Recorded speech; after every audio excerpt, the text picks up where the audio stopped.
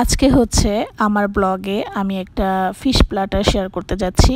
অনেক দিন হয় এই স্যামন ফিশের দুইটা টুকরা আমার বাসায় ছিল, আর এই দুটো টুকরা খুবই নর্মালি দেখা গেল এগুলো হচ্ছে অস্ট্রেলিয়ার তাসমানিয়া থেকে এসেছে।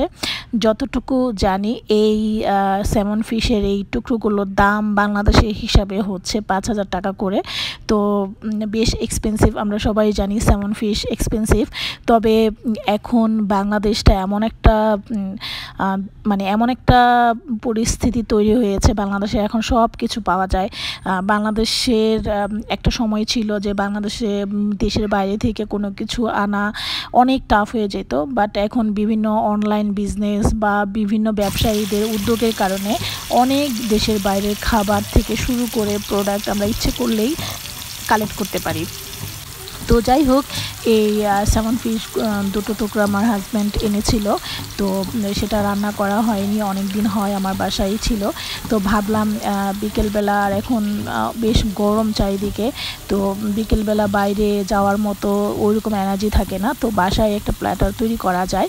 তো সেই জন্য আমি ফিশ প্ল্যাটার এই দুটো ফিশ টুকরা দিয়ে যে প্ল্যাটার তৈরি করার জন্য আমি যা যা নিয়েছি সেটার সঙ্গে হচ্ছে পটেটো নিয়েছি, আর হচ্ছে বরবটি, বাংলাদেশে যে বরবটি বাজারে পাওয়া যায় সেগুলো।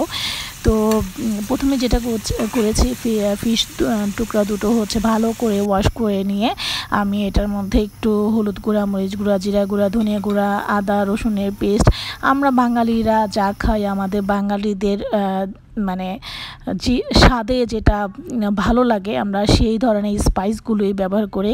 আমরা যদি এখন ওয়েস্টার্ন বা দেশের বাইরের কোনো রেসিপি ফলো করি আমাদের কিন্তু খেতে ভালো লাগবে না। আর স্যামন ফিশটা হচ্ছে এরকম একটা ফিশ, এখন এটা পৃথিবীর সব দেশেই পাওয়া যায় কম বেশি। তো ঠিক ওই রকম কিছু অল্প স্পাইস ইউজ করে আমি বরবটিগুলো ভেজে নিয়েছি, তারপরে হচ্ছে পটেটোগুলো ভেজে নিয়েছি।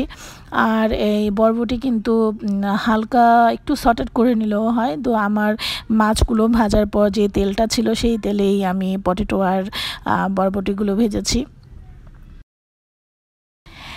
পৃথিবীতে এক এক দেশে এক এক রকমের ফুড কালচার থাকে, কিংবা এক একটা মানুষের খাবারের যে স্বাদ সেটা এক এক রকম থাকে।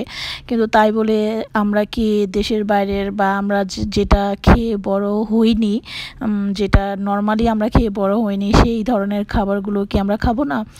আসলে এক একটা মানুষের চয়েসের বিষয়গুলো এক এক রকম থাকে। তো এই যে এটা কিন্তু এখন অ্যাভেলেবেল, বাংলাদেশের সব জায়গায় পাওয়া যায় এই মাছ। তো কেউ যদি খেতে চায় সে যে কোনো জায়গা থেকেই কালেক্ট করে নিতে পারে, যেমন স্বপ্ন, মিনা বাজার, তারপর হচ্ছে আগরা। নর্মালি এখন অনেক মাছের ব্যবসায়ী যারা আছে, অনলাইনেও অনেকে অনেক ধরনের মাছ, দেশের বাইরের মাছ সেল করে থাকে। তো যাদের এই ব্যাপারে মাছ খাওয়ার ব্যাপারে অ্যাট্রাকশন আছে তারা কিন্তু যে কোনোভাবেই কালেক্ট করে নিতে পারে। তো আর আমার পরিবারের মানুষ হচ্ছে মাছ খেতে ভীষণ ভালোবাসে, তো এটা খেতে ইচ্ছে করেছে তাই সে কালেক্ট করেছে। তো এটার মধ্যে যে একটু লবণ দিলাম, একটু হলুদ গুঁড়া, একটু মরিচ গুঁড়া, একটু জিরা গুঁড়া, একটু ধনিয়া গুঁড়া, আদা রসুনের পেস্ট, সব কিছু দিয়ে আমি মোটামুটি, যেহেতু আমাকে খুব দ্রুতই খেতে হবে, তো আমি 10 থেকে 15 মিনিটের মতো হচ্ছে একটু ম্যারিনেশন করে ঢেকে রেখেছিলাম। আর এই স্যামন ফিশটা কিন্তু খুবই সফট হয়, খুবই নরম, এটাকে বেশি নাড়াচাড়া করা যায় না, এটা কিন্তু জাপানিজরা একেবারে র ফিশ হিসেবেই খেয়ে ফেলে। তো আর বড় মাছ হচ্ছে আমরা বাংলাদেশে যে নদীর মাছগুলো রান্না করে থাকি ঠিক ওইভাবে রান্না করতে গেলে এক ধরনের একটা বড় মাছের গন্ধ আসে, যে গন্ধটা আসলে ওইভাবে কারি করে খেলে ভালো লাগে না। এক একজনের স্টাইল এক এক রকম। আর বিকেলবেলার নাস্তা হিসেবে যেহেতু আমি ফ্রিজ থেকে নামিয়েছি, আমার কাছে মনে হয়েছে এটা প্ল্যাটার হিসেবেই ভালো হবে। তো এই তো 10-15 মিনিট ম্যারিনেশন করার পর হচ্ছে আমি একটু ডিপ তেলের মধ্যেই এই মাছ দুটো ভেজেছি।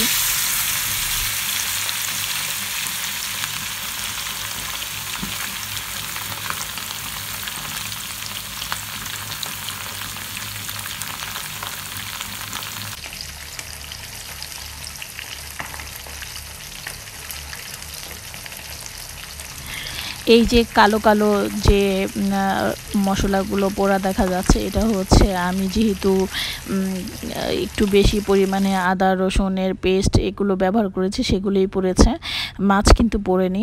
আর এটা হচ্ছে আমার যে গ্যাসের চুলা সেটা একটু বেশি লেভেলে চলে গিয়েছিল। তো যাই হোক, আমার মাছ টাছ ভাজা শেষ, আমার পটেটো ভাজা শেষ, আমার বরবটি ভাজাও শেষ। তারপর আমি যেটা করেছি, প্ল্যাটার সাজিয়েছি।